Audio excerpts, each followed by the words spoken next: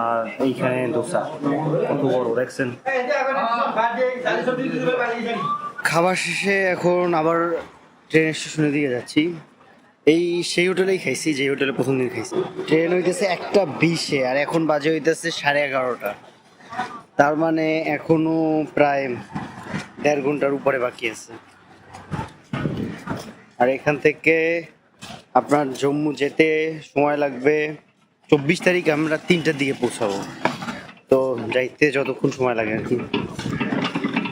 আমি বুঝি না গুয়াহাটি স্টেশনে সব জায়গায় কেমন যেন একটা বিচ্ছিরি গন্ধ। আল্লাহ জানে গন্ধটা কোনখান দিয়ে আসতেছে বা তা আসতেছে। আমি এখন যাইতেছি আমাদের ট্রেনটা দেখতে, যে আমাদের ট্রেনটা এখনো আসছে কিনা।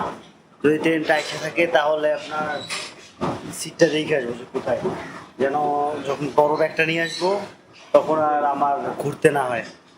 না ভাই, আমাদের ট্রেন আপনার স্টেশনেই আছে। এখন দেখি আমাদের টিকিটটা কোথায় পড়ছে। এটা পড়ছে হইতেছে আপনার বি আল্লাহ জানে এরকম কিছু একটা। তো গিয়ে আগে দেখে আসি।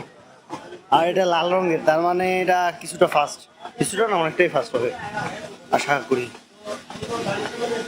আমাদের টিকিট হইতেছে B4 আর 71। এখন চলেন যাই দেখি। তো ভাই এইটা হইতেছে আমার এসি টায়ার 3 B4।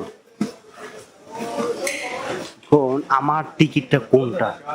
24 থেকে 17।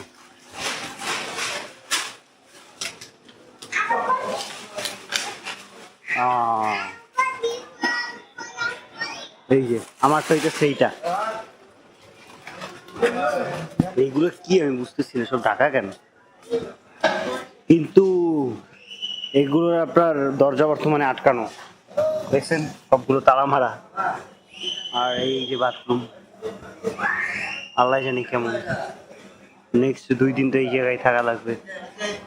আজকে শুরু হবে, আপনার কালকে পুরো দিন চলবে, পরশুও মেবি রাতে পৌঁছাবে এরকম আর কিছু একটা। এই যে গুয়াহাটি জম্মু তাওয়াই এখানে লেখা আছে।